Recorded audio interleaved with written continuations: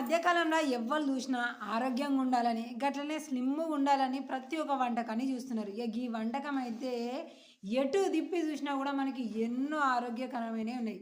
అనారోగ్యం అన్న ముచ్చట గింజలో ఒక్కటి కూడా మచ్చు కూడా మనకు కనబడనే కనబడదు. చూడు ఎంత బావుందో టేస్ట్ చూసిన గింత అంతా కేక్ అనిపించింది. ఇక దానికోసం ముందుగాల రోజైతే 2 కప్పుల బియ్యం అయితే తీసుకున్నా. దొడ్డు బియ్యం కాదులా తీసుకుందామంటే అవైతే ఏడ దొరుకుతలేవు సన్న బియ్యమే. దాని తర్వాత ఒక కప్పు మినపప్పు పోసిన, కప్పు మీద ఇంకో బుత్తం అంతా శనగపప్పు పోసిన. ఎందుకంటే మనకి టేస్ట్ ఇంకా సూపర్‌గా ఉంటది. ఇక బుత్తం అన్ని మెంతులు పోసిన. ఇది కూడా మంచి టేస్ట్ కోసం మనకి అరగదీయడం కోసం. ఇక దాని తర్వాత ఒక గిన్నెలో పోసిన కదా 2, 3 దమ్ములు మంచిగా కడిగిన, సాయంత్రం దాకా నానబెట్టిన, మిక్సీ పట్టిన. ఇక తెల్లారి లేచినాక ఈ మిక్సీ పట్టింది చూసిర్రు కదా, గింతంత పిండి ఇంకొక గిన్నెలో తీసుకున్న. ఈ మిక్సీలో ఏందనుకుంటున్నారు, మన ఆరోగ్యాన్ని మంచిగా కాపాడేది పుదీనా.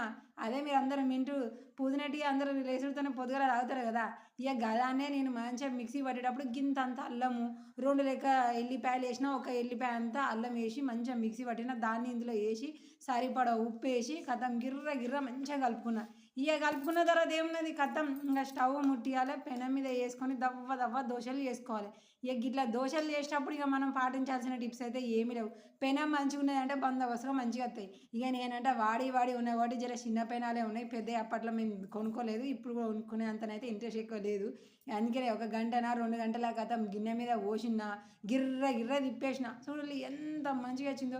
ఇక్కడ మంచిగా వచ్చడే కాదు, ఇలా తీసేటప్పుడు కూడా మంచిగా రావాలి. గట్లా మంచిగా రావాలంటే ఏం చేయాలి, గిట్ల చిన్నగా గాలిన తర్వాత గింతంత నెయ్యో గింతంత నూనె వేసుకోవాలి. ఇక ఆరోగ్యాన్ని పట్ల బాగా శ్రద్ధ ఉన్నోళ్ళు అయితే మాత్రం నెయ్యి ఎత్తారు. ఇక మన దగ్గర లేదు కదా అనుకున్న వాళ్ళు నూనె వేసుకుంటారు. ఏది వేసుకున్నా కూడా మనకి రుచి కమ్మ ఉంటుంది. ఇక దాని తర్వాత సైడ్లో పొట్టి చిన్నగా తీయాలి. దబ్బున తీసినాం అనుకో చినుగుతుంది. ఎందుకంటే నా పెనం జర అటు ఇటు. మీ కొత్త పెనాలే కాబట్టి సర్రు మనదంటే ఒక్కసారి దోశ మొత్తం కూడా లేస్తుంది. దాన్ని మలిసినామా పక్కకు పెట్టేసినామా, గంతే సింపుల్. కింద ఏమైనా ఉంటే గీక్ పడేయాలి, మళ్ళీ నీళ్ళు పోసి సుర్రు అంటుంటే దాన్ని కడిగేసేయాలి. మళ్ళీ ఇంకొక గంట పోసుకున్నామంటే గిర్ర గిర్ర తిప్పేసుకోవాలి. ఇక గిట్ల దవ్వ దవ్వ దవ్వ దవ్వ నేనైతే 10 కాల. ఇక గిన్నెలో కలుపుకున్నంత మందం అయితే చేసేసిన. అంతే, పళ్ళెం నిండింది. దీనికి సరిపడేది టేస్టీగా ఉండేది చట్నీ అయితే నేను చేసుకున్నా. కొబ్బరి చట్నీ కూడా బాగానే ఉంటుంది, పల్లీల చట్నీ కూడా బాగానే ఉంటుంది.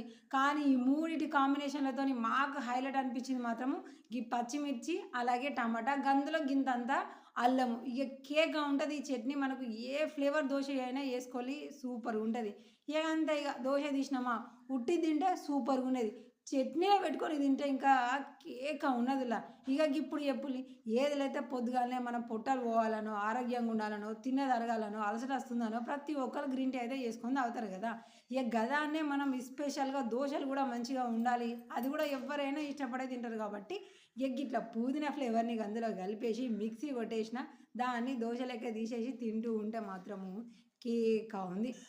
మసాలా దోశ, ఆనియన్ దోశ, ఇలాంటి దోశలు, ప్లేన్ దోశలు ఇలాంటివన్నీ తినే కంటే ఒక్కసారి గిట్లా కలుపుకొని తినొల్లి. మీకు టేస్ట్ మాత్రం నచ్చింది అనుకోండి, ఇంకా అసలు వదిలేపెట్టరు.